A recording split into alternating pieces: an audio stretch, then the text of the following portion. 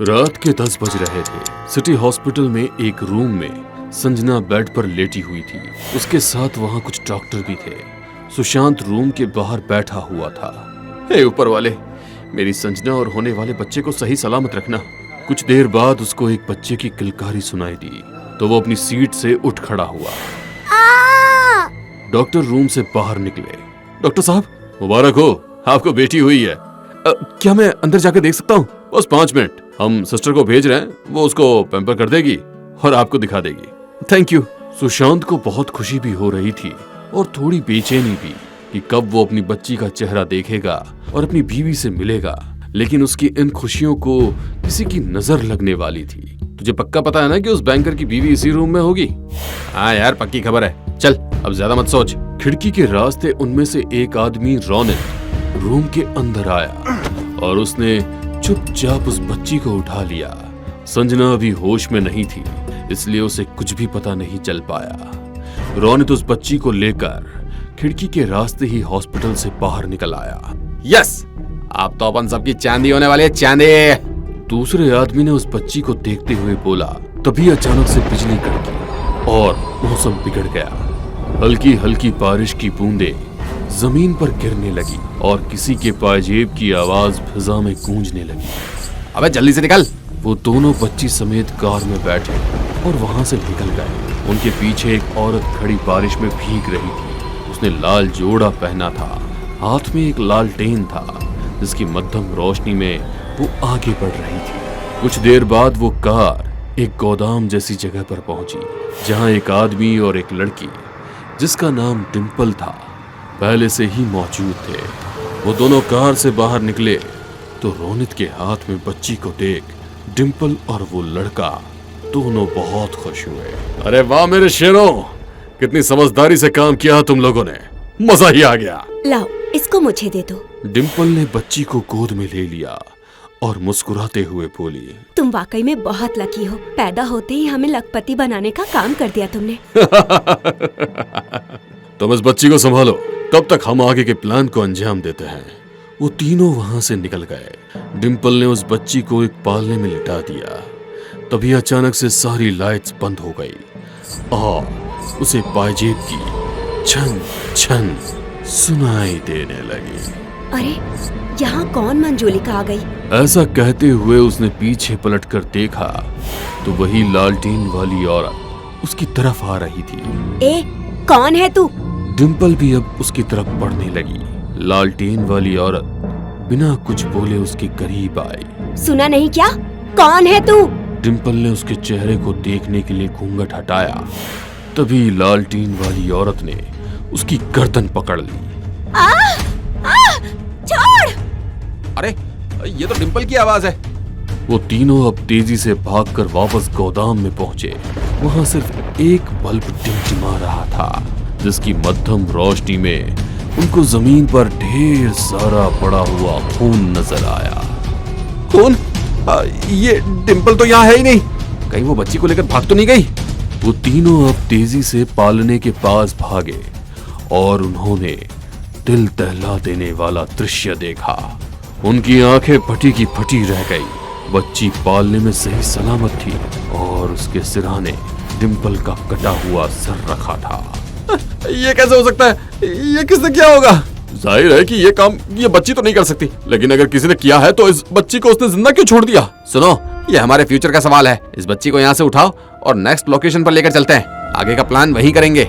वो तीनों अब उस बच्ची को लेकर वहां से निकल गए। वो लालटेन वाली औरत अभी भी उसी जगह पर खड़ी हुई थी और उसकी पाजेब की छन छन फिजा में गूंज रही थी। दूसरी तरफ संजना को होश आ गया था। उसके सामने ही सुशांत और कुछ डॉक्टर्स खड़े हुए थे। डॉक्टर साहब, मेरी बच्ची आपके हॉस्पिटल से गायब हुई है। उसका ध्यान रखना आपकी जिम्मेदारी थी। हम मानते हैं कि हमारी ही गलती है, लेकिन ये सिर्फ कुछ ही मिनटों में हो गया। हम खुद हैरान हैं कि ऐसा कैसे हो सकता है। मुझे मेरी बच्ची चाहिए। अगर वो मुझे वापस नहीं मिली तो मैं पता नहीं क्या कर बैठूंगी। इस तरफ ये तीनों किडनैपर भी उस बच्ची को लेकर एक नई जगह आ गए थे। मैं इसके बाप को कॉल करता हूँ, इससे पहले कि वो पुलिस को इन्फॉर्म करे। उसने कॉल लगाया और दूसरी तरफ सुशांत का मोबाइल बजा। हेलो, मेरी बात ध्यान से सुन। तेरी बच्ची हमारे कब्जे में है, उसको जिंदा वापस पाना चाहता है कि नहीं? बोल। उसे कुछ मत करना। बोलो क्या चाहते हो तुम, बोलो कौन हो तुम? अगर तू इस बच्ची को जिंदा चाहता है तो। घुंघरू की आवाज आते ही वो आदमी बोलता बोलता रुक गया और उसने सामने से उसी लालटेन वाली औरत को आते हुए देखा। हेलो हेलो, बोलो हेलो, क्या मुझे सुन पा रहे हो? उस औरत ने दूर से खड़े खड़े ही लालटेन को उस आदमी की तरफ फेंका और लालटेन के टच होते ही उसके शरीर में आग लग गई। कॉल कट गया, उसे कुछ बताया ही नहीं। आप जल्दी से पुलिस को इन्फॉर्म कर, कहीं वो मेरी बच्ची को कुछ कर ना दे। उस तरफ जब बाकी दोनों किडनैपर सुरेश और रोनित पहुंचे तो अपने दूसरे साथी को आग में झुलसता देखकर उनका भी दिल दहल उठा। ये क्या, ये भी मर गया? मुझे तो इस बच्ची पर ही कुछ अजीब सा दिख रहा है यार। एक काम करते, इसको वापस दे देते। चले पागल मत बन, अब तो बल्कि हमें खुश होना चाहिए। अब सारे पैसे हम दोनों के होंगे, बस हम दोनों के। रोनित ने मोबाइल उठाया और चेक किया कि लास्ट कॉल सुशांत को की जा चुकी है। इसके बाप को पता चल चुका है। चल अब इसको नई जगह लेकर चलते हैं। उसने मोबाइल अपनी पॉकेट में रख लिया जो अभी भी ऑन था। उस पर सुशांत कॉल कर रहा था, लेकिन साइलेंट होने की वजह से इन दोनों को कुछ भी पता नहीं चला। ये दोनों अब एक पार्क में पहुंचे। इनका दिमाग तो काम नहीं कर रहा था, लेकिन पैसे का लालच इनसे ये सब करवा रहा था। ये जगह सही है, इसके बाप को बोलता हूँ अभी पैसे लेकर यहाँ आ जा। अगले 1 घंटे के अंदर हम दोनों ही अमीर बन जाएंगे। उसने पॉकेट से मोबाइल निकाला तो उस पर उसने सुशांत की कई मिस कॉल्स देखी। अरे यार, ये तो ठीक नहीं हुआ, मैं मोबाइल बंद करना ही भूल गया, बता। तभी उन दोनों को पाजेब की छन छन सुनाई दी और दोनों ने एक साथ उसी लालटेन वाली औरत को उनके करीब आते हुए देखा। ए, कौन है दो? वो अभी भी उन्हीं की तरफ बढ़ रही थी। रोनित ने अपनी बेल्ट में लगी गन निकाली और उस पर तानी। रुक जा वरना मार दूंगा। वो आगे बढ़ती रही।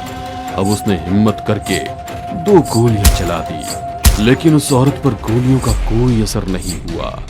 वो उनके करीब आई और उसने बच्ची को उनसे छीन लिया। अरे भाग रे, ये कोई इंसान नहीं लगती। वो दोनों भागने के लिए आगे बढ़ते तभी उस औरत ने अपने हाथ के महज इशारे से उनको हवा में उठा लिया और फिर उन दोनों को सर के बल इस तरह से नीचे गिराया कि उनकी गर्दन जमीन पर गिरते ही टूट गई और उनकी मौत हो गई। तभी वहां पर सुशांत, संजना और पुलिस आ पहुंची। पुलिस ने उस औरत पर गन तानी और इंस्पेक्टर बोला, इस बच्ची को वापस करो और अपने आप को पुलिस के हवाले कर दो। उन दोनों किडनैपर्स की लाश को देखकर किसी को कुछ समझ नहीं आ रहा था। संजना रोती हुई उस औरत के पास गई और गिड़गिड़ाते हुए बोली, मेरी बच्ची मुझे वापस कर दो। जितने पैसे चाहिए तुम्हें मिल जाएंगे। मैं पुलिस को भी वापस भेज दूंगी। मुझ पर रहम करो। उस औरत ने बच्ची को संजना के हवाले कर दिया और बोला, मैंने इस बच्ची को अगवा नहीं किया था। मैंने तो इसकी जान बचाने के लिए उन सभी बुरे आदमियों को खत्म कर दिया जो इसे यहाँ उठा कर लाए थे। ये सुनकर सभी को उसकी बात समझ नहीं आई। आखिर तुम हो कौन और हमसे पहले तुम यहाँ कैसे पहुँची? मैं जोखिनी हूँ। देवकाल में मेरा जन्म हुआ था और मेरा काम नवजात शिशुओं की रक्षा करना था। देवकाल तो चला गया, लेकिन आज भी अगर किसी नवजात बच्चे की जान खतरे में होगी तो जोखिनी देवी को धरती पर उसे बचाने के लिए आना ही पड़ेगा। ये सुनकर संजना की आंखों में आंसू आ गए और उसने जोखनी देवी का खूब धन्यवाद किया। जोखनी अपने आप हवा में ऊपर उठने लगी। ये देखकर सभी चौंक पड़े। अरे अरे अरे, ये जोखनी कुछ ही मिनटों में आसमान में काफी ऊपर पहुंच गई और सबकी नजरों से ओझल हो गई। संजना ने अपनी बच्ची को चूम लिया जो अपनी माँ की गोद में आकर मुस्कुरा रही थी।